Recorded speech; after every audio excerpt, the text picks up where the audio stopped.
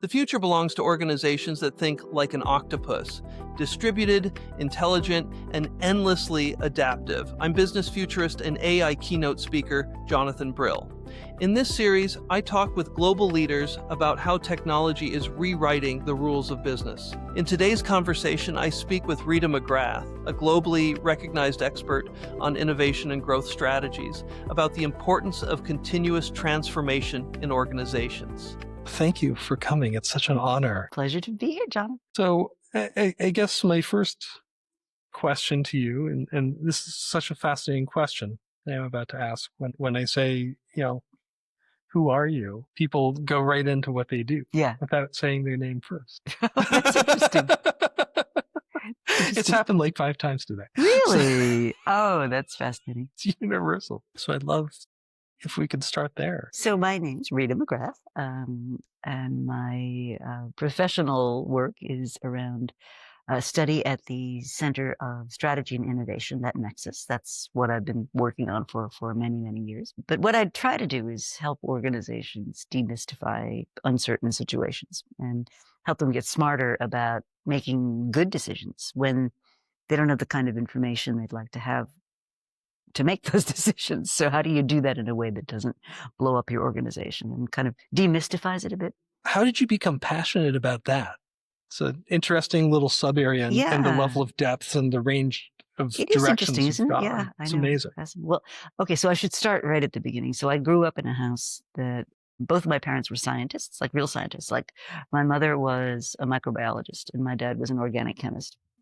And so in our house, any question, any debate, any argument was settled by going to the library and pulling out a reference book and, sort of seeing what the thought leaders of the time said. That was before we had the internet and Google and all that sort of thing. And so I guess being curious and looking for answers to questions rather than just operating on the basis of opinion. There was a very strong respect in my growing up for asking questions, getting to the answer. What does the research tell us, right? So that was always something that was I didn't realize it till many years later, but you'd talk to my friends and they didn't have that tradition at their house, right? Their family arguments were settled by somebody voiced an opinion and that was that, right? So it was different. I think that was different. And then I guess one of my more formative experiences when I first went to get a real job, my first full-time job, was I was doing what today we would call digital transformation. We didn't call it that then. We called it computerization. And I was taking the procurement systems in the city of New York. We were going from a mini computer-based system with lots of sort of typed output to a mainframe-based system. And today we would realize it as sort of an online thing. We didn't call it that then. We didn't know that's what we were doing. But in the course of doing that work, I had the opportunity to sit at a front row seat with a major organization confronting a big shift in how they did stuff, right? And instead of working with papers and copies and stuff, you were going to be typing and working with a screen. And for many people that were in that operation, that was a huge, huge shift. So that got me really interested in large-scale organizational change. And so fast forward, I'm doing my PhD now at the Wharton School. I happened to find a spot at the Entrepreneurship Center, which was run by this very earthy South African guy called Ian McMillan. And he'd come to Wharton very controversially from first Columbia, then NYU, and then Wharton recruited him to run this Entrepreneurship Center. It was a big deal at the time. And so he had a big grant. He had money that he'd raised, and he had a flock of doctoral students, of whom I was one. And he says to me, well, so what is it you're thinking of doing for your thesis? And I said, I think I'd like to do the science of implementation, right? Because large-scale organization change. And he looked at me and said, I can't think of anything more boring than the science of implementation. And as a doctoral student, if that is the position of your proposed thesis advisor on your proposed subject, that's probably not a promising thing. But then as it happened, we happened to get a grant from Citibank. They were Citigroup, I guess they were called at the time. And there was a guy there named Ira Rimmerman who had a belief that if we could study the bank's ventures, that if we could do case studies of the ones that had worked, but more importantly, the ones that hadn't, that we could tease out patterns that would help guide them in making their decisions about future corporate ventures. And there was enough funds in the budget that I became the project manager for that project. And it involved doing all these rich interviews. It involved doing a lot of observational work, a lot of archival work, digging up whatever paperwork we could find on these things. And I think eventually we did case studies on 33 of their ventures, both successful ones and failed ones. And that really formed the basis for this passion that I had about why did some of them work and why did some of them not work? And some of them didn't work on a spectacularly big level, but they were right. So I'll give you an example. One of the ones that they did was called the POS venture, point of sale venture. And the hypothesis for this venture was, if I could determine that you'd bought kitty litter, for example, maybe I could cross-market other cat-related supplies, like cat food or something. Because, unless you had a really bad problem with your car transmission, chances are you own a cat. And so directionally, like we know now with the wisdom of hindsight, that was a brilliant idea. That is something that is now the holy grail of internet-based marketing, right, left, and center. But this was in the 1980s, and we didn't have the internet. We didn't have this. And the big strategic mistake they made was the main customers for this information were, Procter and Gamble and Unilever and all the big CPG companies. And the sell was, if we can tell you on a finely targeted basis who buys what, then you'll be able to save money on doing these paper promotions. So back in the day, kids listen to this. Back in the day, we used to send like paper promotions to people's houses to try to get them to buy our stuff. That's how it used to work, boys and girls. Anyway, and so the mistake that they made was they went national. And so what happened was they had the budget to do like 12% of the market in Akron and 8% of the market in, Des Moines and 2% of the market in Columbus. And the CPG guys came back and said, well, no, 2% of the market, I still got to do promotions. So you're not saving me the promotional dollars. What we should have done, what they should have done in retrospect, was saturated a market, even if it was a small one, tested out the hypothesis in that market, and then gone on from there. So what was fascinating to me about that particular project was idea was absolutely the right idea. And my guess is there's probably 50 or 100 other companies that experimented around with that idea before the ecosystem finally fell into place. Anyway, long story short, to your question, that whole sort of developmental process got me really interested in how do companies learn to do new things? And that actually became my dissertation, was how do established organizations develop new capabilities. It's fantastic.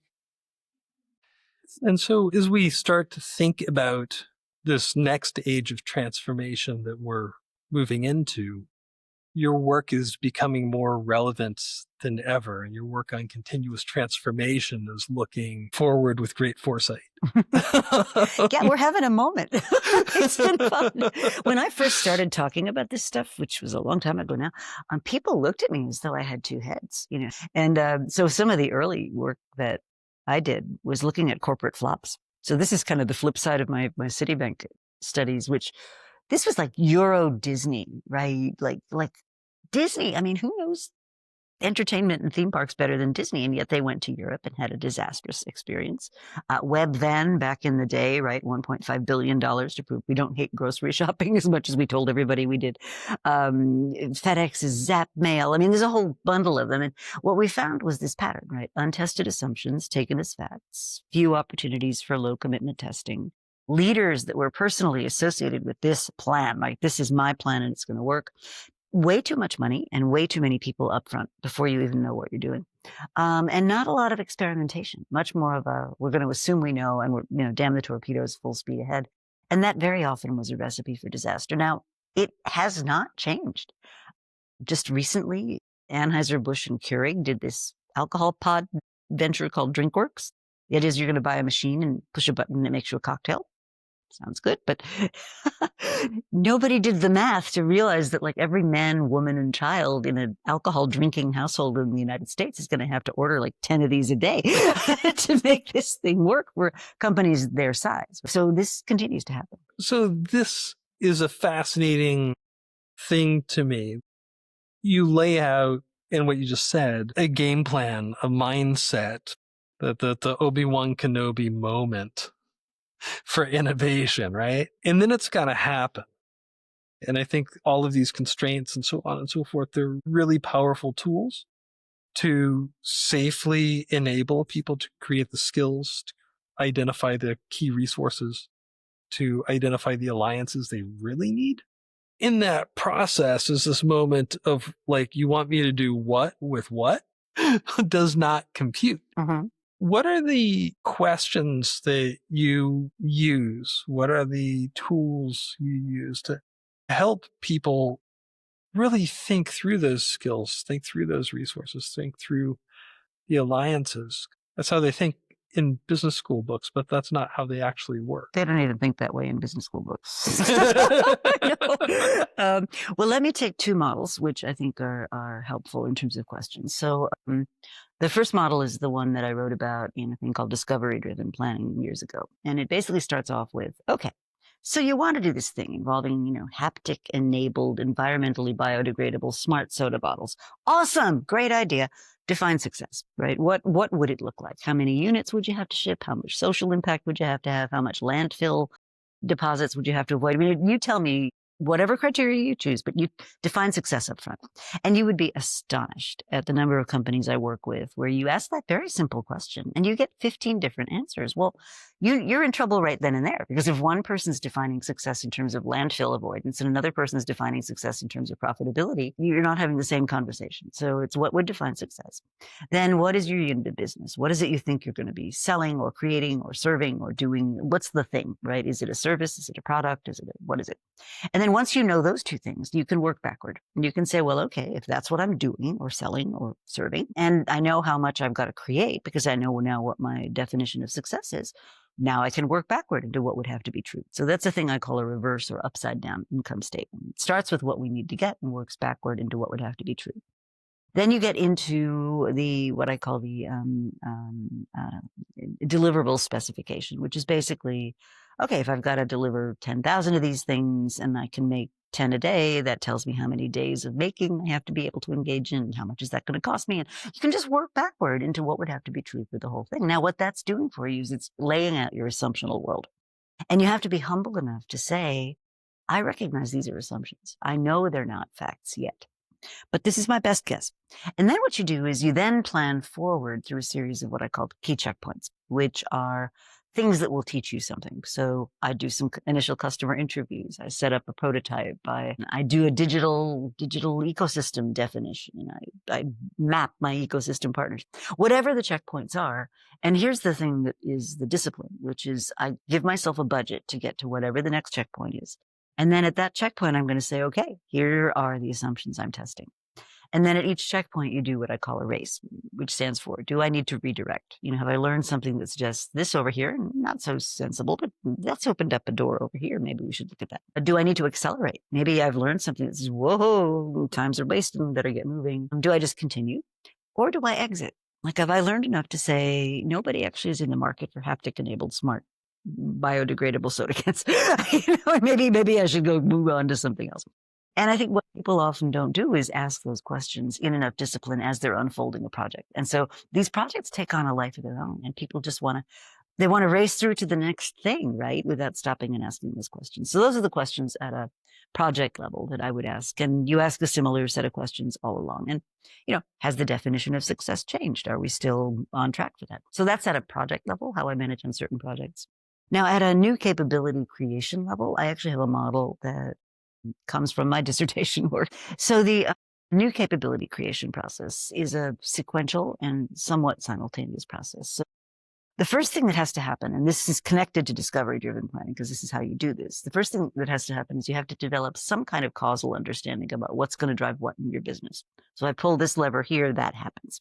Now, in the early stages of a new business, you're going to be highly uncertain about everything because you just don't know, right? Will the haptic technology work in high heat situations? I don't know, right? Does the touch technology object to women touching it as opposed to men touching it? There's all kinds of stuff we don't know. So causal understanding. Then the next layer is, as you're developing understanding about what's going to drive what in this new business you're trying to create, you start to get teams involved. The teamwork effectiveness that I measure has 5 criteria to it. And when your causal understanding is really early stage, your team can't be effective because you literally don't know what you're doing. And so how do I work together smoothly toward a common goal when I don't even know what the thing is, right? So the teamwork gets better as you learn more about your business. And so the 5 criteria for teamwork are, do we have the right people in the right roles? So that's your first question. And you say to yourself, well, why would I create a team without the right people in the right roles? Anybody who's worked in business knows there's reasons people get on teams. And often they have nothing to do with there being the right people for the roles. It's who's available. Guess what? There's a reason they're often available. Or who's interested, who volunteers. And sometimes volunteers are not the people that you want. So you can end up with a team that just doesn't have the right capabilities. The next thing you look for is trust. And you don't build trust instantly. So that's built up over time as we repeat interactions. Then you have commitment. Do you have commitment to the team's purpose? And again, why would you put somebody on a team who's not committed to the team? Well, if you think about it, you could be on 8 teams. I could be on 6. Neither of them are the top priority we have for our personal lives or careers or whatever at the moment. And so it's not that we're venal people. It's just at this particular moment in time, this is not the most important thing I could be doing, right? And that comes across as lack of commitment. Information flows. Is information getting to the right places? And then the last thing I ask about is Amy Edmondson's concept of psychological safety. Can I speak up? Can I raise issues? So first layer is understanding of the business, drivers. Second layer is team effectiveness. Now, as those are working, as your teams are working, what you'll start to see is evidence of new competence creation, which is the organizational equivalent of a skill. So when you first start to learn to type or something, it's awful at first, right? You're doing this, right? And you're looking at your keyboard. And then eventually you get to build a skill where you don't have to look at the keyboard. It's second nature and you don't have to think about it anymore. So too with an organization. In the early days of capability building, you just don't know. As you progress, you begin to increasingly see evidence that what I intended to produce is what I can produce. What I intended to create is what I intended to create. Now, some of those competences are distinctive to you because you're the only team that's learning them. You're the only organization doing it. It's unique to you and nobody else could easily copy it. And then some of those distinctive competences have the seeds of a future competitive advantage. And the questions I ask there are, does the market love it? That's important. If the market doesn't like it, I don't care what it is. It's not going to go anywhere. Does your firm like it? Do you have backing from your firm? Now, we have this naive illusion that everything the market loves, the firm is also going to love. No, correlation's about 0.4. And then are you competitively insulated? So even if you get into a market, which everybody loves, is there something that's going to prevent you from being instantly copied away or matched or whatever? And so if you follow those things through, you get what I call an advantage chain. So you understand the business, you got your team building great stuff, you're developing new capabilities, you're building distinctiveness, and now you got this advantage that you can create. And what's beautiful is I can measure every one of those things. So that's kind of cool. That is fantastic. 20 minutes with you is like an hour with anybody else.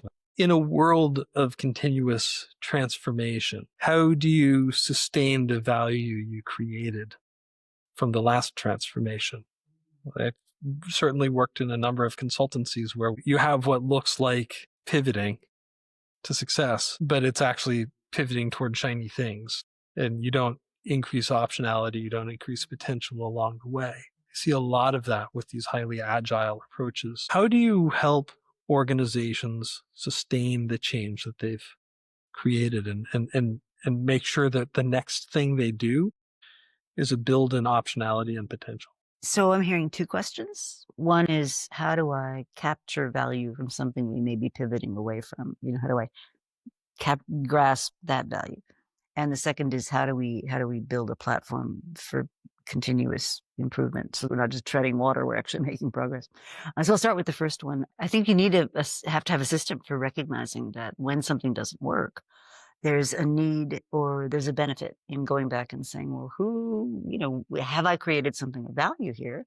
Even if I don't value it, maybe somebody else does. So is there an opportunity to transfer the capability to a business unit, for example? Is there the opportunity to take a patent and maybe relicense it to somebody? Is there an opportunity to spin something off? So I think the first necessary condition is when you've decided, and these decisions often get made in a very sloppy way. Let's assume you've got clarity around, I've made a decision, I'm moving away from this thing, I'm disengaging from it, I'm leaving it behind. And then have a process. We're saying, has there been value created somewhere that we can transfer elsewhere? So I think just doing that is unique. The second question about how do I build on capabilities that came before, I think that really gets to the heart and soul of your portfolio management process, where you've always got things you're working on that are in the core and support the core. And the questions in the core are, how do I keep today's core healthy? And how do I get rid of what's no longer relevant? And if I do decide to stop doing things, maybe there's pieces of what I used to do that could be useful somewhere else. So you go back to horse and buggy days, right? A lot of what they learned in making buggies went into the manufacturing of upholstery for cars. So that's the core. Then you have new platforms, so platforms for future growth. And the dilemma there is you can't be timid. You have to make a commitment. So, when Apple went full scale into music and entertainment, they couldn't be timid about that. When Amazon Web Services said, we're going to offer you these services in the cloud, you have to commit, right? And so new platforms are places where you need to make a big commitment to the future. Then we've got the world of options. And in the world of options, it's actually kind of okay to dink around a bit. So if I take an example, like what comes after Zoom? I don't know. Is it going to be holograms? Is it going to be screens that are touchable and flexible? Is it going to be things we project from our phones onto the ceiling? Is it going to be the metaverse? I don't know. You don't know. Nobody knows. And so what you probably want to be doing is placing small bets, which are options for the future. Now, you can't dink around in option land forever. You don't make any money on options. You have to get to the core before you make money, or at least to new platforms before you make money. So there's this continual balance between those options investments that are oriented towards the future and core investments that produce value for you today. But I think where most companies go wrong with this is they don't even have that single view, right? So ideas about portfolios are lodged in 50 different people's heads. They're in spreadsheets. They're buried in computers. It's a mess, right? And so I don't even know what I'm actually working on. And then what'll happen is some, decisively minded leader will come along and say, why are we working on all this crap, and wipe everything off, and then everybody's like standing there going, well, what happened? Right. And then you start all over again from scratch. So then innovation goes into a cold spell, right? It goes into this valley of the death freezer. And 2 years later, some other executive comes along and says, well, we don't have any innovation going on around here. You go form a skunkworks, which brings us to this really dangerous pattern of innovation where it sort of has a peak and it gets lots of interest and thousands of Post-it notes, die a horrible death while we ideate and stuff. And it gets incredible enthusiasm and we build an accelerator or a studio or whatever. And it gets a lot of talk. But then something happens, right? An activist investor comes along. We have a bad quarter. The real estate market goes nuts. A private equity firm evinces interest. Whatever it is, there's some disruption to the innovation system and all the value gets extracted. And then you're back to beginning and you have to start over again. And so first of all, knowing that those things can happen and preparing yourself for what is our decision going to be in the eventuality we get an activist? What are we going to do? A PE firm does say they're interested. How do we keep this alive even in the face of those challenges, and having that very robust conversation? Obviously, I can't agree more. Yeah. I dare say you've been on the other side of this, living it, right? I've been on both sides of the both the consultant and the client side of this game. It's a fascinating challenge to go through. Like as a consultant, I could never quite understand why these people were crazy, because the answers were so obvious and all of the logic says one thing and yet everybody consistently does this other thing. It's like, why? So I got in, and all of the things, your top 10 list there of activist investors and share price and real estate value, it's like this all gets real obvious real fast inside. There's that moment of looking into the abyss and making that commitment, really saying, not like, we think we can do this, but I'm gonna land this plane. Well, it reminds me of something that I think is important in your inquiry, in your book, because the mythology we have about how things work is so often not at all related to what actually happened. So if I go back to the old Xerox PARC story, right, and the mythology that's emerged about it is Xerox Palo Alto Research Center invented all the technologies that underlay modern computing.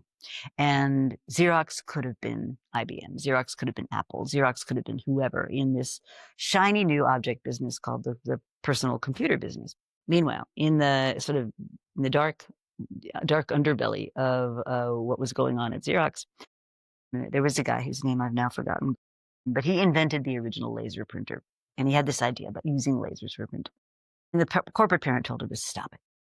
And he kept it alive, like in a skunkworks, sort of behind black screens, and sort of nurtured it for many years. And then when PARC opened up, he said he demanded basically to go to PARC, and this is one of the projects he took with him. And the laser printer became a core product for Xerox. So when they were forced by the government to give up their patents, which they had a monopoly on plain paper copying for years. I mean, an incredibly profitable company. It was only that they lost the right to have exclusive ownership of that by the U.S. government, which at the time had a very strict antitrust kind of position that they took. And the thing that saved them was laser printing, which had been a project they tried to kill for years.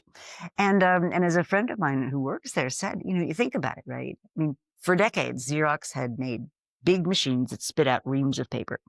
Here's a laser printer. It's a big machine that spits out reams of paper. How much more comfortable, how many more capabilities do we have around that than this weird new stuff called the PC business, which at the time Apple started. Apple was a tiny company. I mean, relatively speaking, Apple was a fringe, an industry upstart. Apple had nothing to lose also. And if you remember, the very first computer with graphical user interfaces was the Apple Lisa. And it had graphical user interfaces. It had an original mouse. It used sort of connections. It had removable storage. Remember when that was a big deal? But it cost $10,000 in 1980, and nobody knew what to do with it. Like there was no use case for a personal computer. And so it was a disaster in the market. And they subsequently, Steve Jobs and his team took it, and it became the Mac, and it became a very popular product. I would argue it took a couple of years for people to figure out that, hey, doing a spreadsheet on a computer is more fun than doing it on pen and paper with a calculator, right? But it took a long time for people to figure out the use case. And so my point is simply that when we look at causality about these business cases, you hear stories like fumbling the future, how Xerox invented and then abandoned it.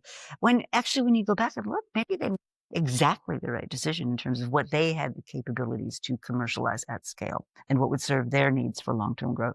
And you were talking about that world of the mid to late 1970s and then the rise of shareholder value as a concept. I don't know if they were dividend driven at that point, but in that world, saying we're going to go into this new thing and we're going to take all of our chips and go over there, it's totally unproven. It's really hard. I don't know if you have depending on your board structure, you often don't have the right. So there is a metric that my colleagues and I have been exploring. We call it the imagination premium. I won't bore you with math, but basically what you do is you figure out your firm's cost of capital and you look at their cash flow. And what that allows you to do is attribute how much of your company's market cap for a publicly traded company is attributable to cash flow from operations. And if there's anything left over, that's what we call the imagination premium. And so we take the value of operations, divide it by the value of growth. And if there's a premium, right, you'll have a number bigger than 1. And if there's not, you'll have a number lower than 1. So what we have found is high imagination premium companies tend to be favored by the stock market. So here's the interesting paradox. If your imagination premium is like 2, what that says is investors are saying, a third of your value is coming from the stuff you're doing today. And I expect 2/3 of your value to come from your being able to grow in the future. Well, that's kind of terrifying. On the other hand, companies with a really low imagination premium, and we studied Buffalo Wild Wings, General Electric, and that's when investors the activists swoop in, the people that have let's just break the thing up, that's when they appear on the scene. So you got this fascinating dilemma where on the one hand, yes, you feel pressure as a dividend generating reliable company to produce reliable returns. On the other hand, if that's all you do, you're not getting the extra. You're not getting the premium. And this is where I think a lot of companies, for example, in the natural resources sectors are really struggling, like, oil and gas companies, right? Do I just suck stuff out of the ground and sell it the way I've done it for years and years and years? Or do I try to get into these weird new areas where honestly, not the same capabilities? I could go with you all night. And I'm glad to do that, but I want to make sure we get to the last question, which is over the next 3 years, what is the great challenge for which companies are not yet planning? Ooh, that's an interesting one. I actually think the level of connectedness that digital technologies are going to make pervasive and unquestioning. So if you think about sort of the first few waves of digital technology, so we took sort of office memos and replaced them with electronic stuff, electronic mail. And that had the effect of getting rid of a lot of secretaries and intermediaries and dumping a lot of administrative work on the plates of people who before had more help, right? So now executives are doing their own document processing, basically. And then we had the whole wave of connected databases where information that used to be very safely separated is now accessible and connected. And that has completely unintended kind of consequences, right? So one example of this is there are people that make their money by going to courthouses, taking pictures of people's criminal records, putting them up on the internet, and demanding a ransom to take them down again. I mean, that is a legal business. It shouldn't be, but it is, because nobody anticipated that would happen. So in the past, the manual records were always available, but you had to go to a lot of trouble to get to them.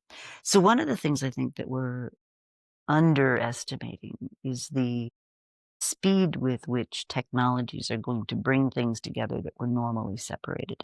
And in the consequence of doing that, produce completely unintended side effects. I think you're seeing that in crypto, right? I mean, people don't understand it. There's no governance mechanism for it. It's produced completely outsized unintended consequences. I think we're going to see a lot of that before we see less of it. Is there a specific example that has you up at night? I think I should say these things can be forces for good. They can be forces for bad. I mean, they're just tools, right? But I think the thing that people don't understand is when you connect all these things, what you create is greater complexity. And so the system as a whole throws out these unexpected consequences that we weren't really planning for. So I would say there's something to me about money and value getting connected in these digital ways where I could just see really unintended consequences happening in terms of what's a flow of value through an ecosystem, so that we're not even putting a dollar value on a particular flow of something, but because it's connected now, it's becomes part of this, whatever. So I think what will happen, and maybe I can be more concrete about this, but I think what will happen with the pervasiveness of information technology and our ability to evaluate things in new ways is certainly you'll see education and credentialing change in big ways, and maybe positive ways. Maybe you'll have greater access for people to degrees, to credentials, to things that they need to get ahead. But, we have this with the internet as well, right? On the one hand, it's a democratizing force. We can all be members of the press now. This is awesome. On the other hand, we choose to live in our individual little thought bubbles, and it's even more balkanized than it was before. So which is the better system? So I think that there's a lot going on in that sphere that I think is going to throw up a lot of unintended consequences down the road. I think that idea of money is a means of transaction, a means of value storage, the idea that if information is both of those things simultaneously, all of these things that used to just be information have value, and things that used to just be means of transaction are now value, leads to these very odd. Well, let's take a case of what people talk about as smart money. So if you think of a piece of cash, it's dumb, right?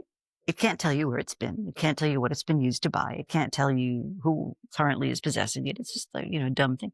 But if you imagine a world in which all money has intelligence into it, now I know whether Jonathan had me for a while, or I know whether I was used to buy silk stockings or a toaster. And so I've got all this information now about something that, good or bad, we know it's going to produce completely unintended consequences. With some of my clients, we're seeing challenges where they're looking at how do we deal with rebates, in our value chain and so on and so forth. And can we actually figure out how to track where our money is going 2 or 3 steps down without needing people's data, right? I don't know that anybody down that chain wants transparency in any way, but they certainly don't want transparency about what else they're doing that's not relevant, going up the chain. That tension, I think, over the next 3 or 5 years is going to be really interesting, is whatever we call NFTs once they actually work and they aren't drunken monkeys or whatever they are.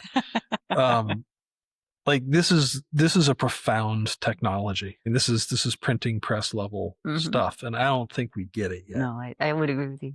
Yeah, I think that's one manifestation of what I was kind of thinking of in terms of digital. This is fun. Well, thank you. Thank you for the invitation. It's such an honor to be with you and ask you questions. Thank you for coming. Thank you for listening to the Octopus Organization. I'm Jonathan Brill. Subscribe now, and remember, in the age of AI, the line between survival and extinction is drawn by how boldly you adapt.